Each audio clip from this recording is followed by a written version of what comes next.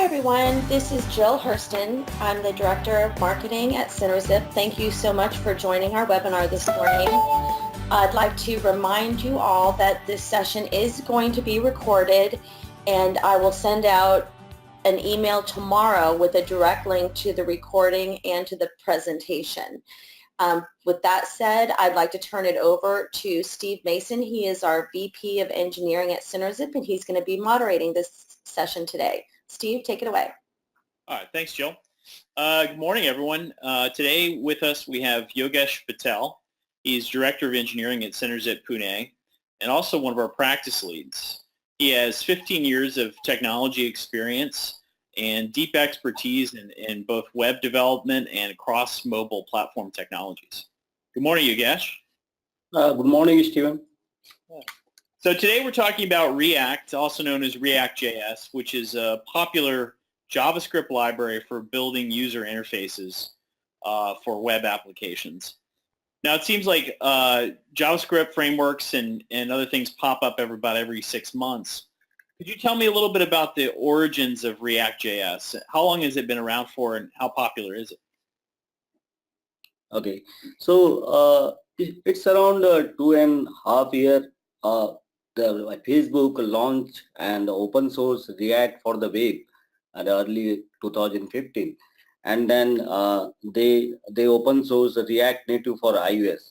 So if you see the popularity, so 2017, end of 2017, there is a maximum download for React library, and there is a maximum stars for the repository. So it's really popular, and it's growing, and for all the platform, for iOS, Android, and for the web. And now we can say it's a production ready library for the different platform. So tell me a little bit about the philosophy of that the Facebook developers used when building React, and what are the principles around its development? Yeah.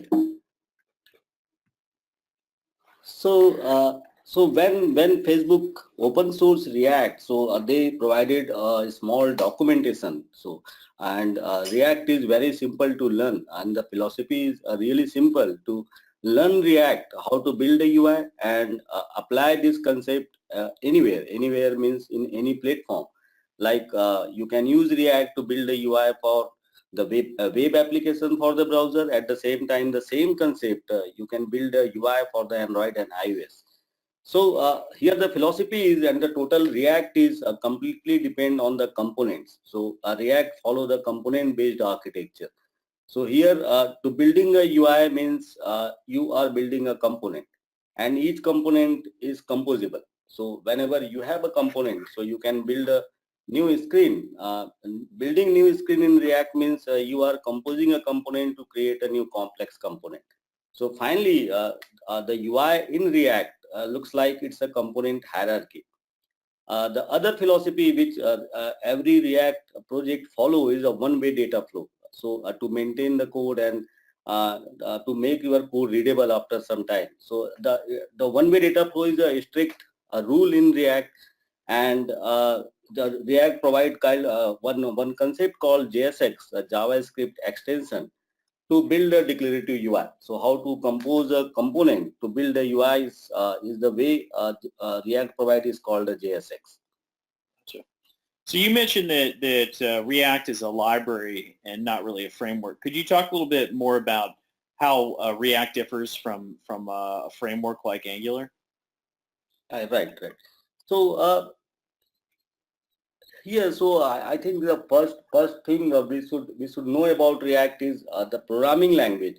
What you need to use to build a UI using a React is a JavaScript, same as any other JavaScript library. And if you compare React with any of the traditional JavaScript library like AngularJS, so they are based on a MV pattern, a typical MVC, and some flavor of MVC pattern. So they have a separation of concern between model, view, and controller, and each part have a different responsibility. So you can compare React as a view part of MVC. So React is just a view; it's a library. It's not a complete framework. So React just provide a provide a library to build a view of your web or the mobile application.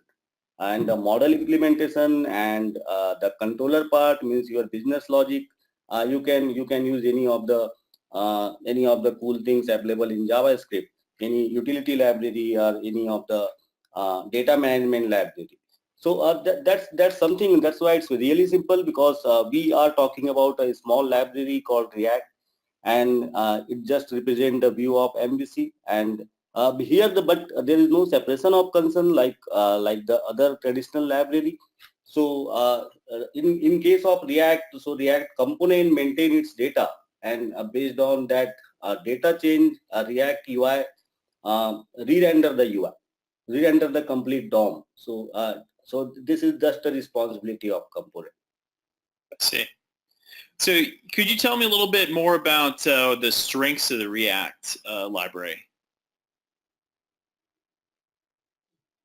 Stephen, can you please repeat? So could you tell me a little more about the strengths of the React library? Right.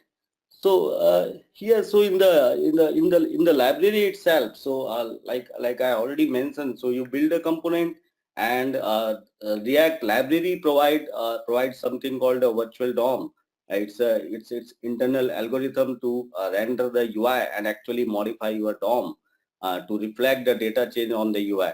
So the virtual DOM is a kind of a algorithm, in-memory representation of the actual DOM, and whenever there is a data change, it's called a state. So that virtual DOM, so actually the React reconcile algorithm is collect all the changes and finally apply that changes in the DOM. So and React, we usually don't access DOM directly. We always avoid to use DOM directly. And here the two important keyword in React, it's a very popular one, is called a state and one is called the props.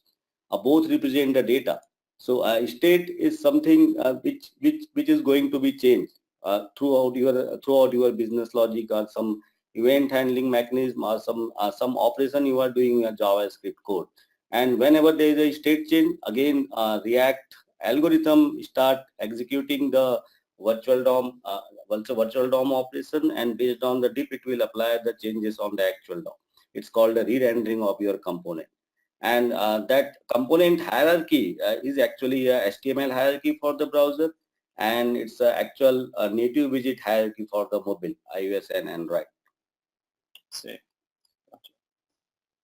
And can you tell me what are some other popular JavaScript libraries that often get combined with React, since React is just a view? Yeah, right. That's a good question. So in React, so now React is really popular, and it's a very strong community support. So number of the production quality libraries are available to build any UI for web and mobile. And here the most important part in React is your data management. So how to manage your data, it's called state. So definitely you can use a plain React to manage your state, and then handle all the logic to modify your state. But there is one popular library called Redux. It's a state management library, and it's very popular in React world, and it provides a very good performance. So for the state management, it's a library which can be used for the React JS as well as for the React Native for the mobile development. And for the routing, so in the browser, to manage the browser history or the screen transition. So for the routing, the most popular library I can say is a React router. And for the mobile side, number of libraries are available: React Navigation and React Router Flex. And for the UI, so if you want to use some ready-made UI component available in React, so for the web, Bootstrap and Material UI both are available. And for the mobile side, the native base is a popular library to provide a mobile component for iOS and Android. And same for the Material UI, there is a React Native Material Kit available. And apart from that, like common use case for the mobile, like the notification or the file operation, these two libraries are very popular: React Native Fetch Block, and for the push notification, React Native Push Notification. And for the testing of your component, as well as of your business logic. The most popular combination is Jest and Engine. Gotcha. So I'm interested in how React compares to some of the more popular JavaScript frameworks like Angular and Backbone and VueJS. Do you have some discussion points around those? Yeah. Yes. Sir. So I think we can compare, but definitely we can't say that React is a replacement of this library, or the traditional library is a replacement of React, because as we already talked about, React is just a view. So if you compare React with the older version of the Angular, it's called AngularJS. So Angular is a complete ecosystem to build a UI for the browser. So it's a framework. So it provides a high-level design pattern to build a UI. So you don't need to deal with your own design pattern, like which is the case in React. Sorry. And so here the one more important difference is Angular has multi-way data flow by default.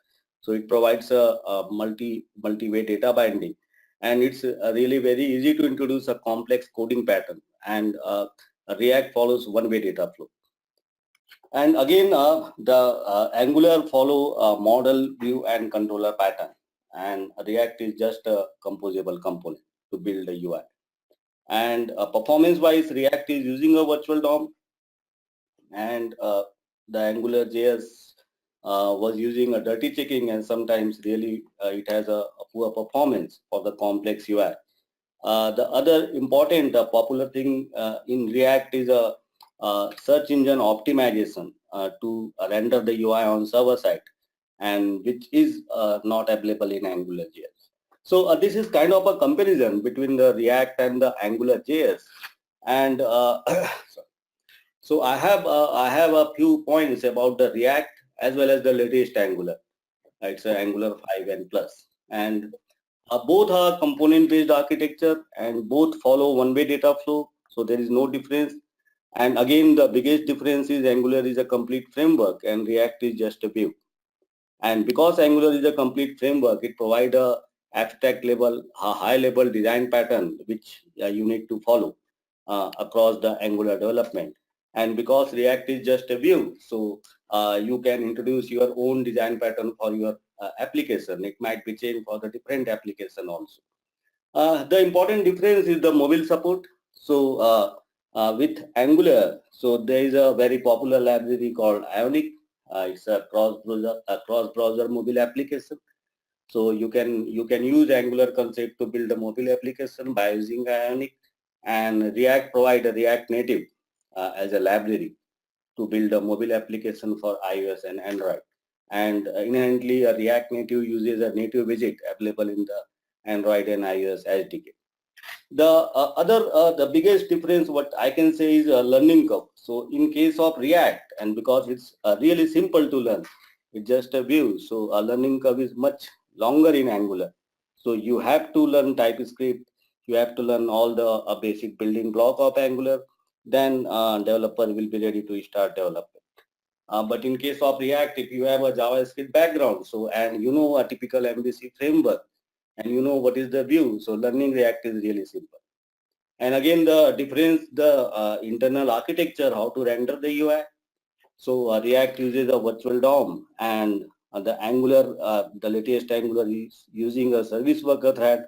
So there is no, I can't say that React is a better performer as compared to Angular 5, but there is a comparable performance on browser. See. So again, the very popular library called VueJS. So we can also again compare React with Vue. So again, same as a latest Angular, both have a components, both have one-way data flow, and Vue also support JSX like React, and the template like Angular. So you can say that Vue have both the features, which is available in latest Angular as well as in React. Same as Angular, Vue support directives and dependency injection. Again, Vue is a framework and it's very close to Angular concept, but also support of React feature on the Vue.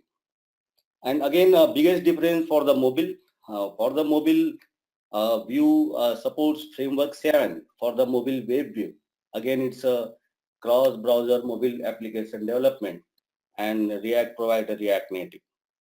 So definitely the performance for the mobile is better than the Vue framework 7.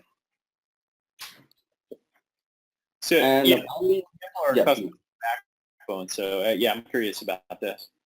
yeah.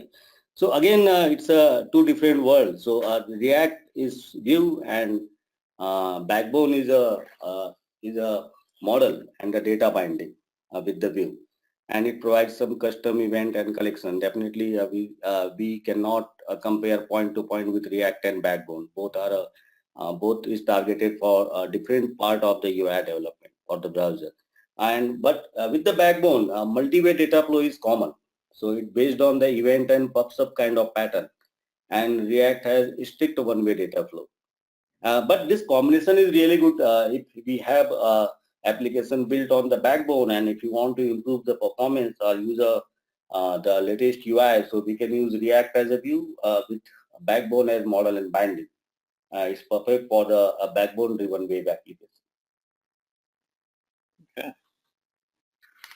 So tell me a little bit about the learning curve for a starting developer for React. Is that a huge time investment compared to other JavaScript frameworks, or is React fairly quick to learn? So learning React is really quick because you need to learn a small library, how to build a component, how to manage the data as a state, and how to compose a component to build a complex component. This is something 3-4 point we need to learn with React. And definitely you should be very strong in JavaScript. You should have a JavaScript background. But as compared to the framework, so in framework we have to learn each and every part of the framework until and unless you can't start development, because always the framework provides some high level design pattern to build the UI. But in case of React, so React is a view and you need to build a component, and apart from view, everything is totally depend on you of what design pattern or what library you want to use. Do you want to use Backbone as a data management library, or do you want to use Redux for the state management? It's totally depend on you. Same for the routing, same for the UI. And definitely UI is available for all the framework, but how to manage the data is something different as compared to other framework in React. So here there is no separation of concern, you can say. Here the separation of concern is the part of the UI which can be reused in other screen or the other part of the UI. You build a component, and that component maintain a data which is called a state, and that component's UI is the representation of the state.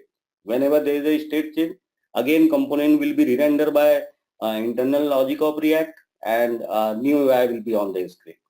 And if there is any other business logic is getting executed, again your state change, again component will be re-rendered. The React is this much simple. Okay. So I recently heard about React Fiber. Can you tell me a little bit about that? Yeah.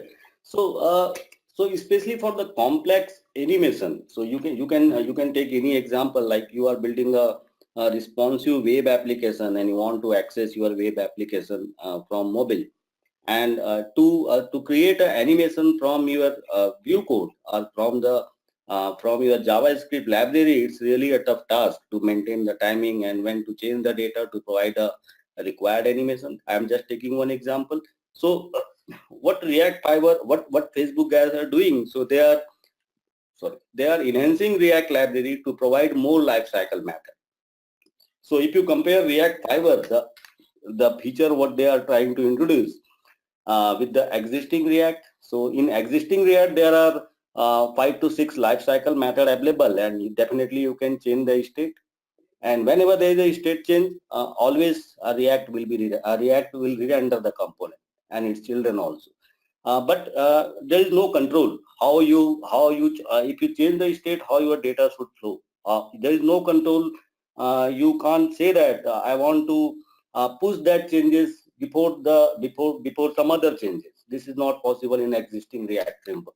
But what finally they are providing number of lifecycle method to control the state change as well as control the rendering methodology. I gotcha. So can you tell me, are there any real clear weaknesses of the React framework that are drawbacks from using it? Yes. Yeah. Okay, so again, this is a drawback. So React is not a framework, and situation is really difficult when you are building multiple products with different team, and you selected React as a library to build your UI. So here the problem is because it is just a view. So I provide a design pattern as well as a way to build the UI throughout the component, but the other important part of the UI development for the mobile or for the web. So we have to use some kind of pattern. Like I can introduce a one complete architecture for one of my product, but for the different product there might be different architecture because it's really flexible if you are using React. So that's why this is a drawback I can say as compared to the framework. So framework means you can select any framework like Vue or the AngularJS or the Angular because this framework provides a high level design pattern to build and you have to follow this design pattern strictly. But in case of React, this is not the case. And this is one of the important points. So you always need to take care. So if you are using React, and because React is just a view, and you have to use some third-party JavaScript, low-level JavaScript library. So in this case, you have to take care about the update and migration, and sometimes you have to completely remove the library you are using because you want to migrate and you want to upgrade your React library, but that third party library is not supporting the latest version of React. This is the usual problem everyone faces with React. And again, the concept of JSX, what React introduced to build a UI, it's something new. And designers, especially designers, are not very comfortable with JSX as compared to the HTML, typical HTML template to putting the CSS or to providing a look and feel. So these are few points which is a drawback of React. I see. And do we have any kind of use cases that you have some examples for? Yeah, definitely. Okay, so here are typical use case for the React. I think these are the cases where React is best fit. So the first example is you are building a mobile application for iOS and Android, and you have a plan to build a web application in future, or you are building a web application and you have a plan to build a mobile application in future. So here definitely the first obvious choice is why not make a responsive web application so accessible from mobile browser. So so if you select React and in future you want to build a mobile application, so what is the right approach is to use React as a library, JavaScript library, and use some of the responsive CSS library like Bootstrap or the Material UI and start building your web application. And because React is just a view, the other portion of the complete web development or the mobile development can be reused for the next step. So this is the common use case, and that's why I think React is this much popular. So the non-UI code will be shared across the platform, across the iOS, Android, and web. And again, because of the component-based architecture, writing unit test cases for your component as well as writing unit test case of your business logic. Let's say you are using Redux. So this can be shared across the platform. So we don't need to write different test cases for different platforms. And the second use case is you have a existing application by using an existing UI framework, and you are facing some performance issue in some of the screen. So again, React is the right choice. So what you can do, because React is a view, so you can target that particular portion of the UI and introduce React for to fix the performance issue. Because React is popular because of its performance. And again, finally, it's a cost-effective approach without compromising the performance for the mobile, for the iOS, Android, and web. And you can share more than 60% of code between the platform. So these are a few cases what I experience is the best fit for the React. Okay, great. So I think what we'll do is we'll take questions from the audience here in a moment. But Jill, if you wanted to go over some information on Synerzip while we wait for our audience to type in questions. Okay. Okay.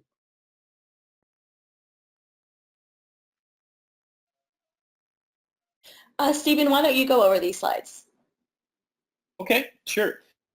Synerzip, we're Agile software development partner. We have 3 locations in Texas, Silicon Valley, and the bulk of our development team is in India.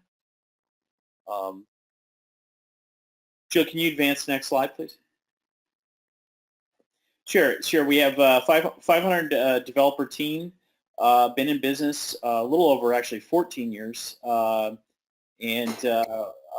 have been awarded the Inc. 5000, one of the fastest growing companies for the last 6 years in a row. We operate on a dual shore model. Next slide, please. Sure. So we're able to bring our clients ideas from basic ideation to a proof of concept. We embrace these ideas of lean startup principles and practices, and get you up and running in a short amount of time. Next slide. Yeah, we leverage dual shore operations. That means we have a number of architects and our sales and customer service representatives in the United States. And then our product owners, development, and quality assurance personnel are located in Pune, India. Excellent. And we also have quite a few past customers, many of them big names, Dell, Google, etc., with whom we worked for in the past, and many of these client relationships are still active. So we look forward to working with you on any development projects that you have. All right. Our follow-up webinar will be on Wednesday, June 20th, on the topic of building great UXs with a remote team, given by Amit Bakor.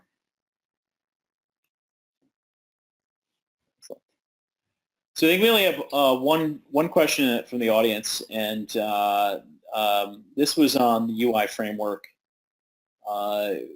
asking if it impacts performance of the React JS application. Okay. So React is popular because of the performance, and it's simple because we don't need to care about the performance as a developer. What I'm trying to say, so a React library itself execute that algorithm to improve the performance of the web and mobile application. So here, in case of React, we as a developer, we will concentrate on our business logic and data or the state management for the component. So you usually focus on the component, so how this component is managing its state, how this state is going to change, and what should be the UI if there is a state change. And other person definitely. So there are few tips like we should always avoid to access the DOM directly, and there is no reason if you are using React to access the DOM and start manipulating the DOM from your own. So we always believe on the React's algorithm to modify the actual DOM hierarchy. So definitely there won't be any performance issue. Okay. So can you talk to me a little bit, my one question is a little bit about the one-way data flows, and how does that compare with, say, two-way data binding in a framework like Angular? All right. So here, so we already talked, so here React screen is the component. So if you see, let me open that slide, which is a good representation of the UI which is built in React. So here on the left hand side you can see network is a top level component. Yes, so there is a component called network. On the left side, the network component is composed by the line component. So this is the component hierarchy. We have one root component. Root component have the network component on the left side, and network component is composed by the line component. And so all component is representation of some data. So here always, so parent component is responsible to manage the data.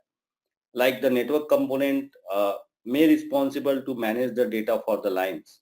And because it's managing its data, it's called a state of this component. So network has a state called lines. And network will pass that data as a props to the line component. So for this one line is something called props for the line component. So here, we are composing a component to build a screen, and data is flowing from the parent to bottom component. And there is no use case, there is no reason you have to push data from bottom to top component. So that's why it's called a one-way data flow. It's really clear whenever you see the code. This component is managing the data, and this component is responsible to modify the data, which is called state, and this component is passing this data, which is called state, to its children. So it's a one-way data flow from parent to children. And the second way, there is again a different way to explain the one-way data flow. So whenever there is a event in any of the component, so that event propagate from bottom to top, means from child to parent. So again, it's a one way. There is no reason, so you have to pass the event from parent to bottom. So this is the simplest paradigm you have to follow in React. A couple of questions from someone who admits to being a rather newbie. The first one is, you wanted to know if can React be used to create a platform as a service, and also whether it's well suited as a user interface for Node.js applications. Right. So it's a good question, I think, because React introduced server-side rendering of single-page application. So definitely, if you are using Node as a backend and React as a UI, so platform as a service is possible because you can render the React component on the server and provide the UI to the browser. So definitely it's possible, and it's really a good question because the server-side rendering is something when Facebook open source React was unique, and after some time, few of other libraries are supporting server-side rendering of single-page application. Another question was, can the UI be different for different devices using React? So it has to be different what React believes. That's why the React philosophy, the first line, you have to learn React and apply anywhere. What does it mean? So you have to learn React design principle, how to build a component. But if you start creating a complete UI, complete application for different platform, so all the UI code will be completely different. Means for the web it's a different, for the Android it might be different as compared to iOS, and all the view code will be definitely different. So there will be always a different UI. But if you want to make a same UI, definitely it's possible. And then we had another user question was design considerations in which you intend to move from React JS to React Native or the other direction. Is there a lot of design considerations that kind of come into that decision? Right.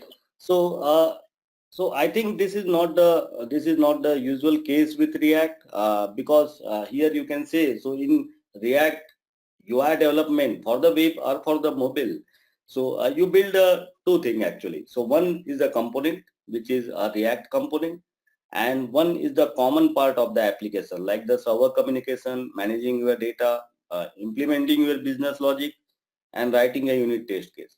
So we always try to make it common uh, to avoid the multiple maintenance for different platform. And but like, I think the question is more related with if you want to perform a different business logic for the mobile and different business logic for the web. So definitely it's possible. So React provide a way to write a one logic for the write the same logic with the same function name, especially if we talk about the JavaScript as a programming language.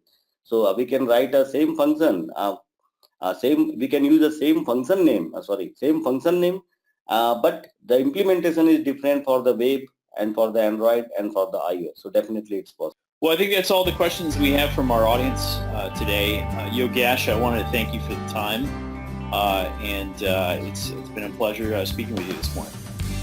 Yeah, thank you, Steve.